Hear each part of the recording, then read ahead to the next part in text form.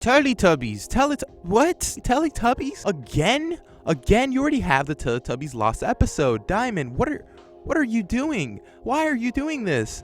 Well, actually, the last video was just a joke, and I'm sure some of you have seen it. If not, please go check out that last lost episode of Teletubbies video, but we're back at it again.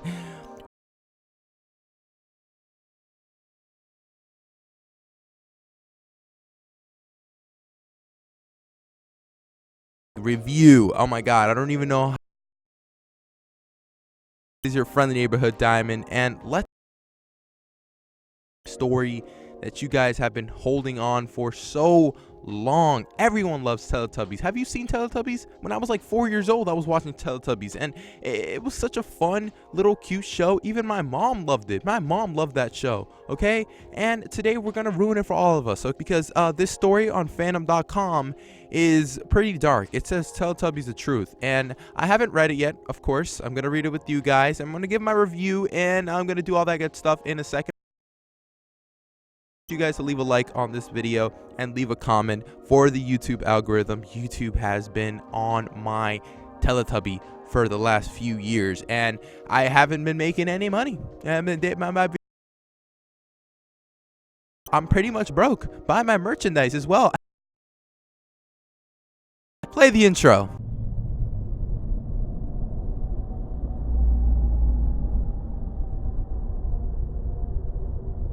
In the years since I stopped watching television, I'd never forgotten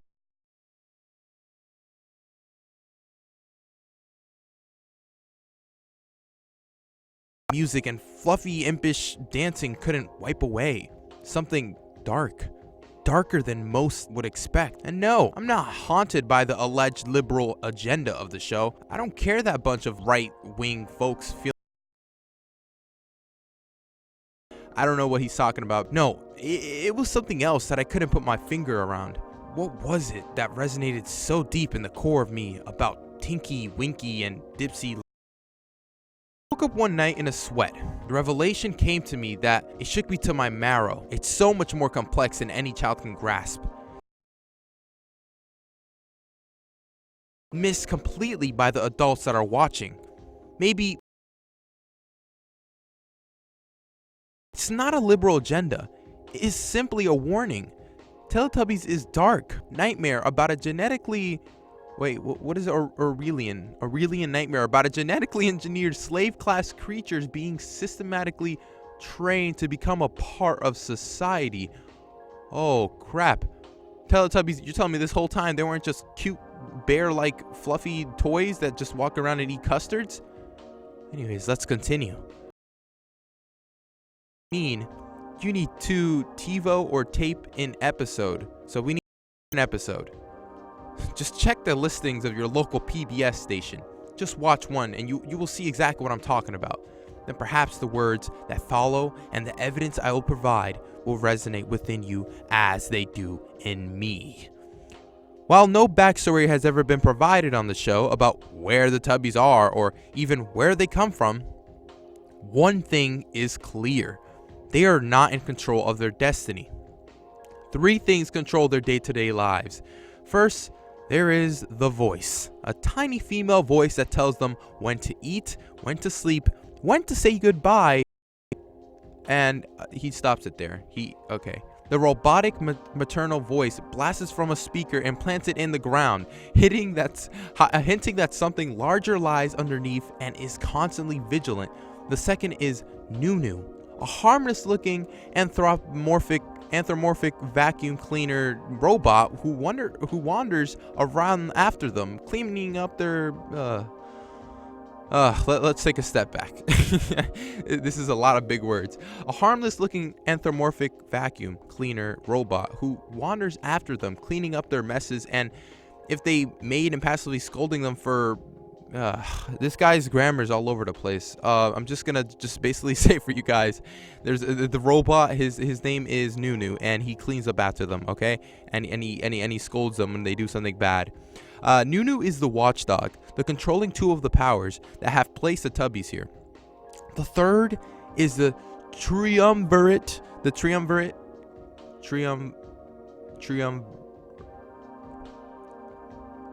oh the third in the triumvirate is the icon menacing Pinwheel. The Pinwheel is the true power in Tubby land, a mystical godhead that simple-minded Tubbies worship. When the Pinwheel spins, the Tubbies stop whatever they're doing and run to the top of the hill. Here, they perform a ritual for the gods in the sky, trying to curry favor. They gestate and roll over like puppies having their bellies rubbed and trying to win the ultimate prize. Only one is favored. Only one can be chosen. When that one is chosen, they are blessed by having the genetically implanted bioelectric television screen.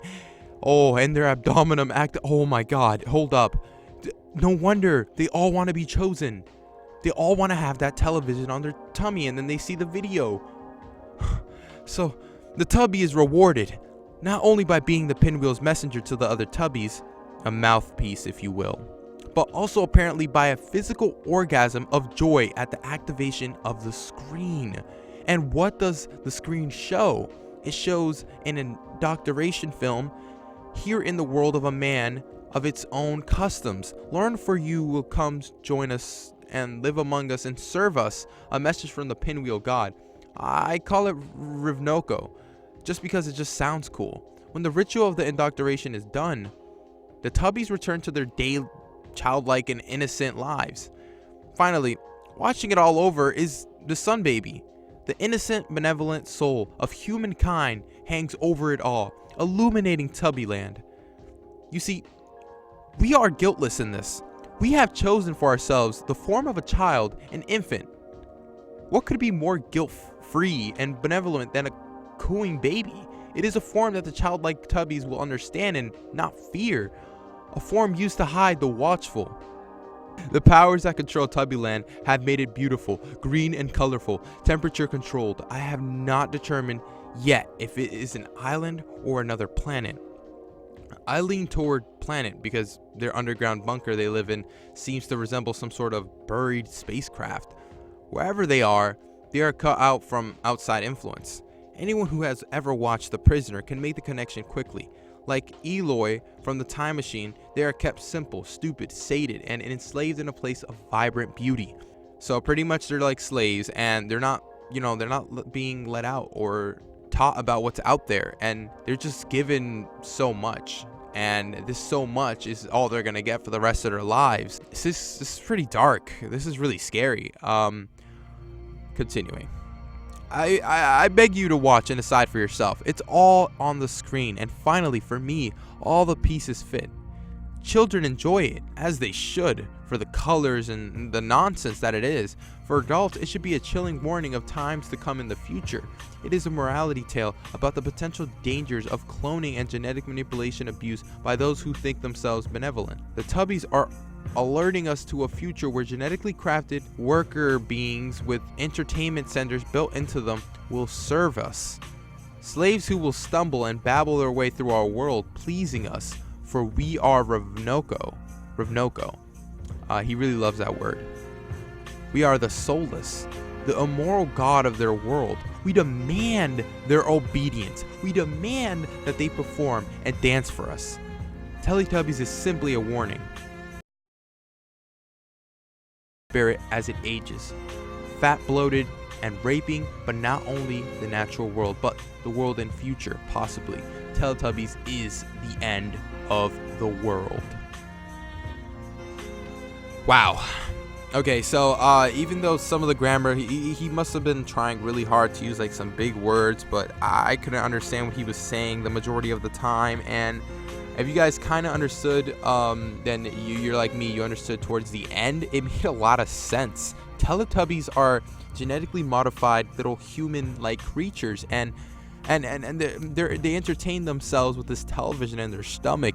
That's like the only thing that they're gonna get for like entertainment. And then they're given food, and then there's robots, and then they worship the humans. Look, honestly, this makes a lot of sense, and I think that maybe this is like straight up true. Whoever wrote the Teletubby story was probably thinking this, like they were thinking a world where humans are no longer working. We have these, well, maybe not these exact baby-like creatures. This is what makes it appealing for kids to watch, but anything, and we give them like human-like traits with emotions and excitement. It's not just some robot. Like, I've been at Stop and Shop before, and my Stop and Shop, if you don't know what that is, it's a grocery store.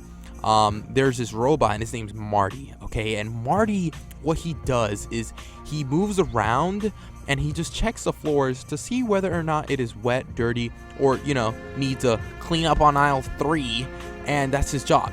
Like, he maintains the floors, and Marty doesn't do cleaning himself, but he alerts the people who are basically janitors or, you know, just normal workers there to go and clean it up.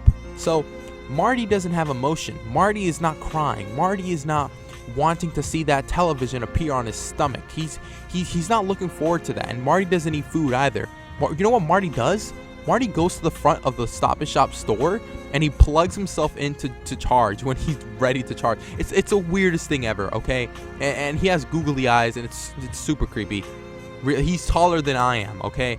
And that only goes to show that this world is heading in the direction where, you know, we won't be seeing any more human workers. It's just straight up just robots. I mean, before we had the Industrial Revolution, before that was a thing, before the Civil War and all that stuff, even today, there's still slaves all over the place. But here in the U.S., like, let's talk about this. Here in the U.S., we're gonna see a revolution happen in which humans are not the slaves, but robots are. We have machines doing the work for us, and like, this microphone and this computer that I'm using right now is a basic form of that, right? So I don't know what do you guys think? This story gets a 9 out of 10 for me, because it's not hyper realistic and useless and black screen static. This is the truth, okay? This is not a creepypasta. This is some true stuff. Conspiracy theories out of the roof, and YouTube doesn't like this, so make sure you leave a like, subscribe, and do all that good stuff, because this video is not gonna do well.